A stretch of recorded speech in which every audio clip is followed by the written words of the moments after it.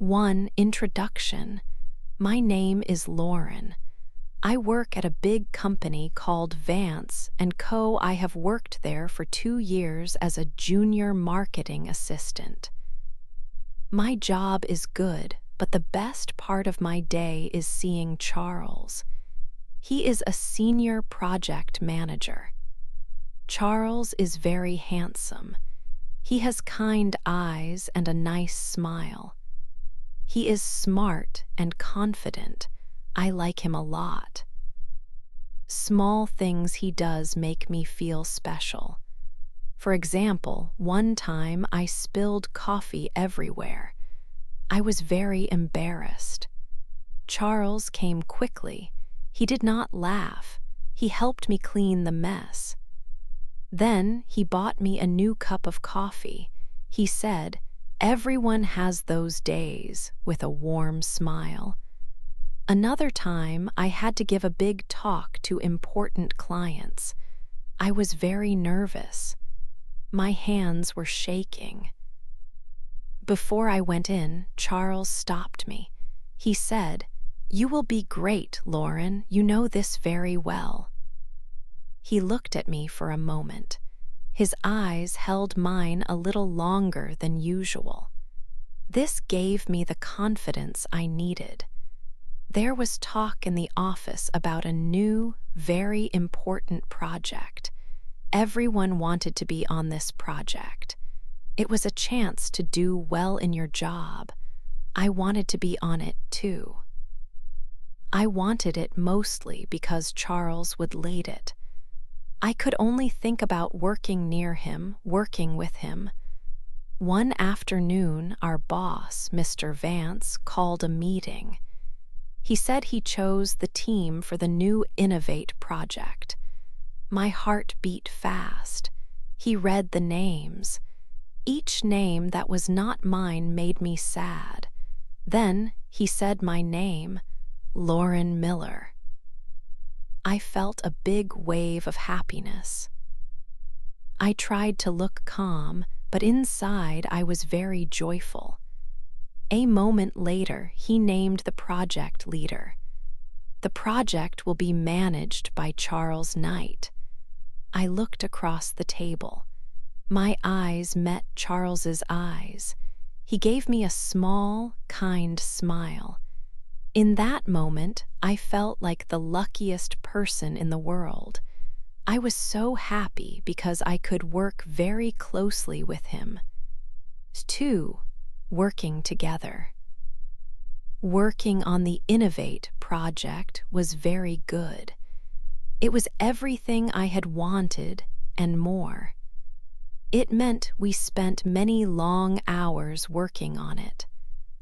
The project had high pressure, but it also meant much more time with Charles. Our desks were now placed right next to each other in the special project room. The difference between being just co-workers and something more started to feel a little unclear. It felt wonderful to be so close to him.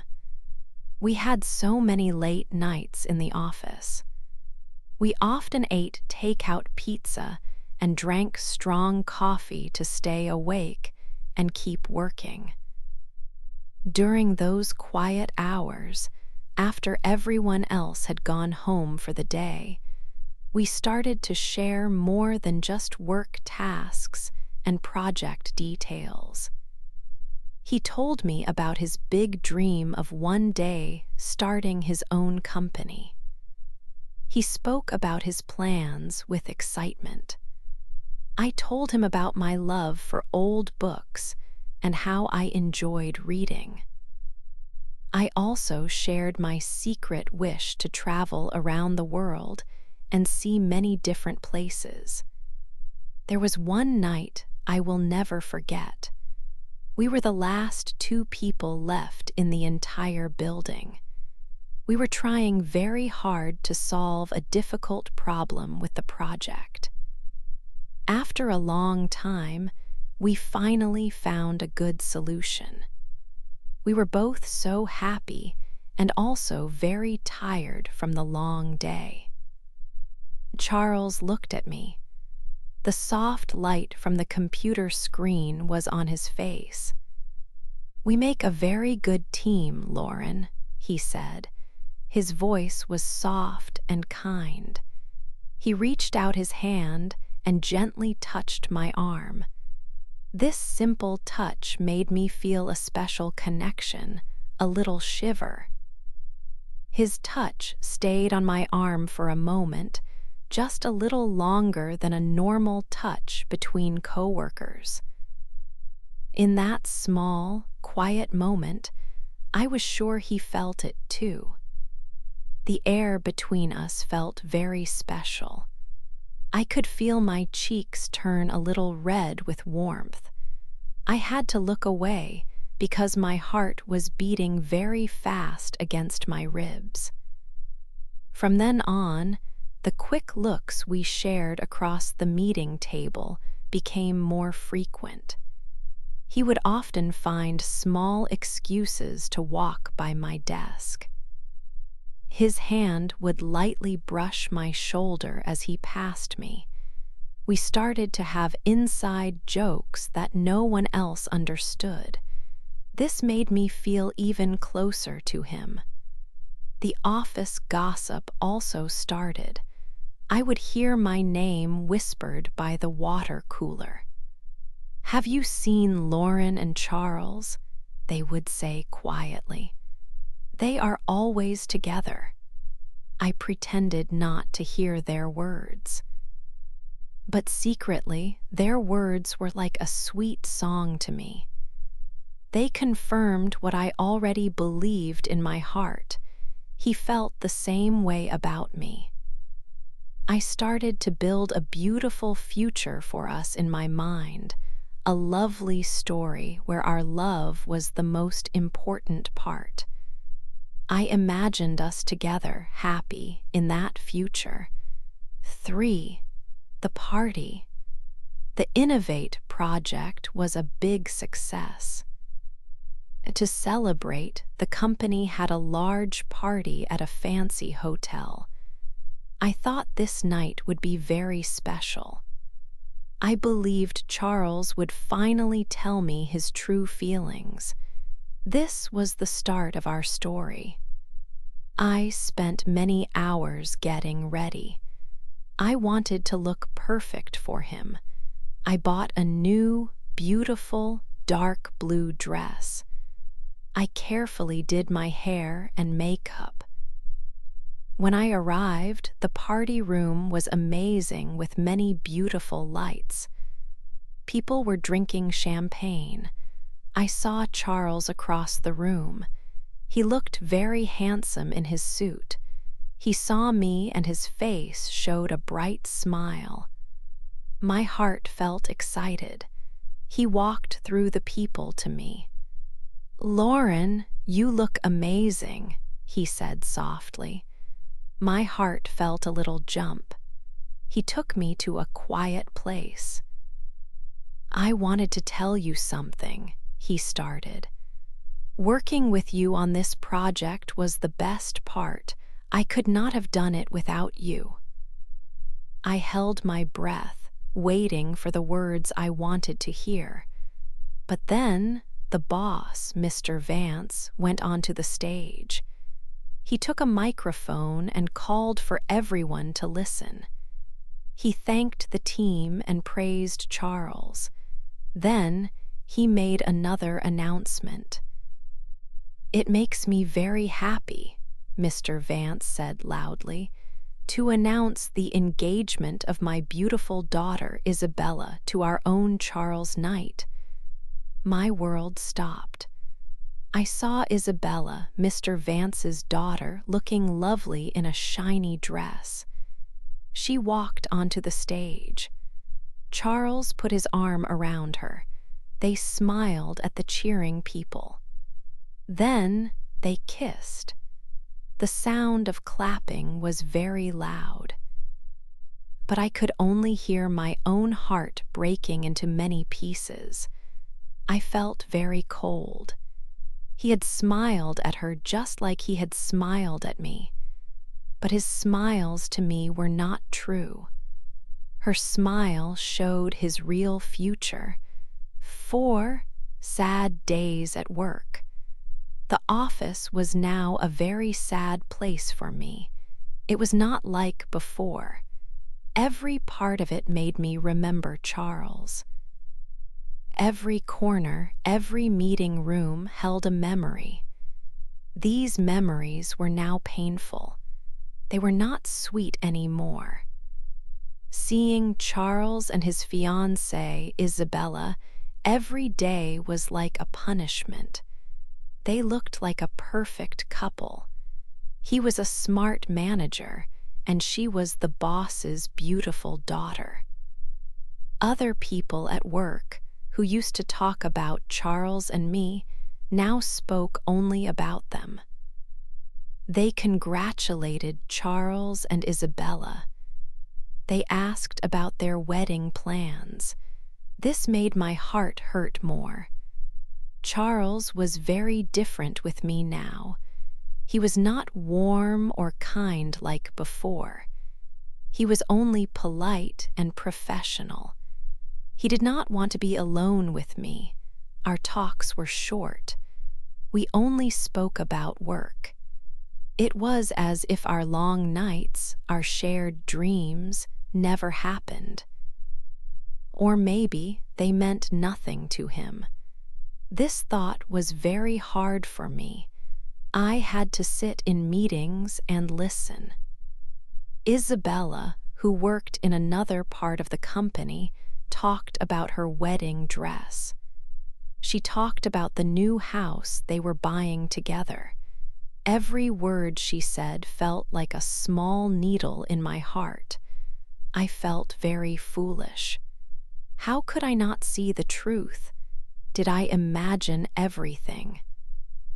Was I so eager for love that I made a dream from his simple kindness? My work became bad. I started to make simple mistakes. I did not finish things on time. I could not think clearly. My mind always showed me his smile, his touch, his voice. Then I saw him kissing Isabella on the stage.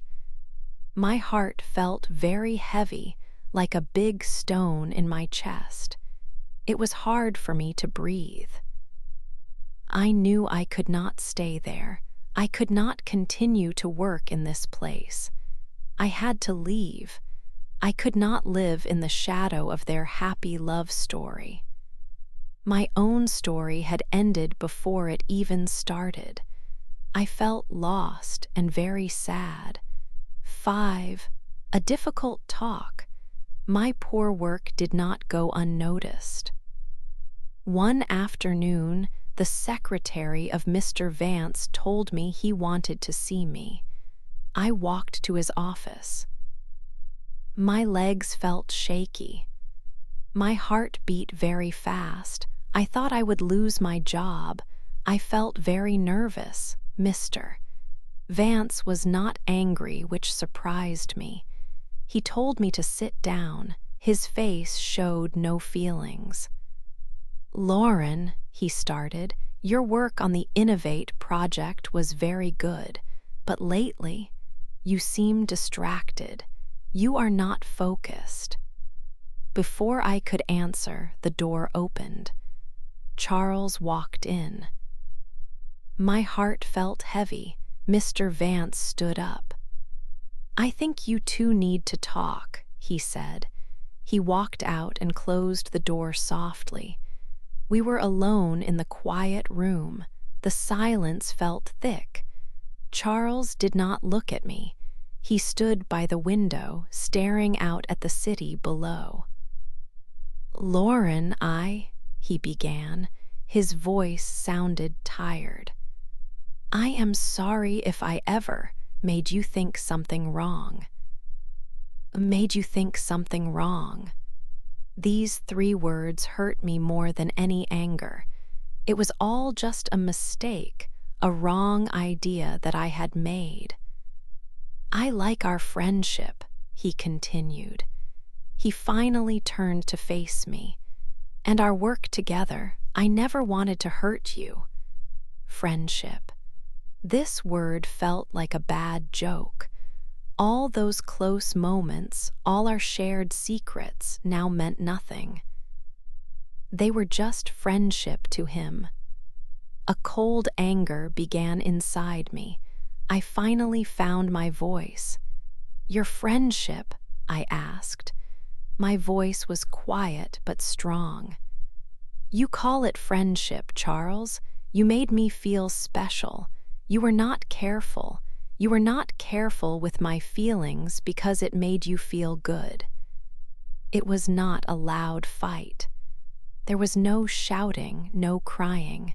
It was worse. It was a quiet, sad talk in a cold office room. He looked very surprised. He started to make reasons for his actions, but I held up my hand to stop him. "I cannot do this anymore," I said. The decision felt strong and real. "I cannot work here. I cannot work with you, Charles." I stood up. I felt strangely calm. "I quit." I walked out of the office. I walked out of his life. I did not look back. There were no tears, only an empty feeling. And then a small, new, strong feeling started inside me. 6. A new start. Leaving my job at Vance and Co. was the scariest thing I had ever done. My job was my security, my identity, but staying was no longer an option. Staying meant slowly drowning in a sea of painful memories. The decision to quit was like coming up for air. It was liberating. I went back to my small city apartment, a place that suddenly felt like a cage filled with ghosts. I needed more than a new job. I needed a new life, a place where no one knew my name or the stupid story of how I fell for a man who was never mine. So, I did something drastic. I sold almost everything I owned. My stylish furniture, my designer clothes, my car. I packed 2 suitcases with only the essentials and a few sentimental items. I looked online for a place that was the complete opposite of the loud, ambitious city I was leaving behind. I found it in a picture of a small, quiet coastal town called Seabrook. It had a rocky coastline, charming little shops, and a peaceful-looking harbor. I had never been there, but I bought a one-way bus ticket. The bus ride was long. I watched the towering skyscrapers of the city fade in the distance until they were just tiny specks in the rearview mirror.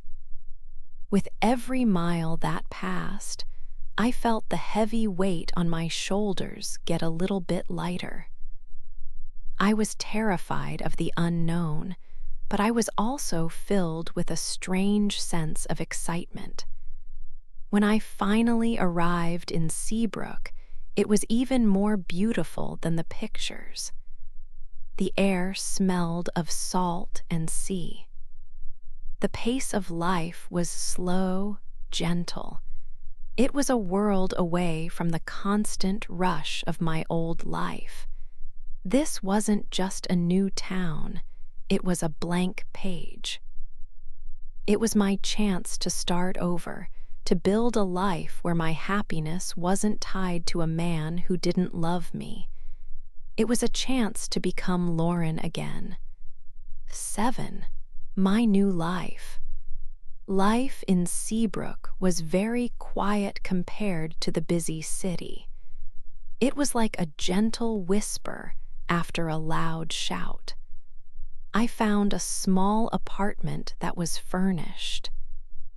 It was above a flower shop, and it always smelled faintly of roses and damp earth. This new place felt safe and calm. It was very different from my old life. My new job was also very different. I did not work in a big office anymore. I worked at a cozy little bookstore cafe. It was called the Reading Nook. The air inside smelled of old paper and fresh coffee. My days were simple there. I sold books to friendly people, made warm lattes, and talked with the locals who came in every day. Everyone was kind, and they made me feel welcome. In my free time, I explored my new home. I spent many hours walking along the beach. The wind often blew, and I watched the waves crash against the shore. The constant movement of the ocean was very soothing. It felt like the water was washing away the sad feelings from my heart. I read many books in those first few months, more than I had read in the past few years. I discovered new authors and new stories, which helped me forget my troubles. I learned to enjoy being by myself. I found peace in the quiet moments. I did not need someone else to make me feel happy or complete. I found joy in simple things. The warm sun on my face felt good. A freshly baked pastry from the cafe tasted wonderful. The kindness of my new neighbors brought a smile to my face. These small things became very important to me. Slowly, the image of Charles began to fade. The sharp pain of his memory became dull, like a distant ache. Then it became nothing more than a lesson I had learned. He was only one chapter in my life, not the whole story. I started to understand that the love I thought I had for him was mixed with my own feelings of not being good enough. I had been looking for someone to complete me. But here, by the sea, I was learning to be whole all on my own. I was no longer Lauren, the girl with the broken heart. I was just Lauren, and for the first time in a very long time, that felt like enough. 8, my future. 1 year passed. The seasons changed in Seabrook, painting the sky with new colors. I was happy, truly happy, in a way I had never been before. I had friends, a job I liked, and a life that was calm and full of simple things.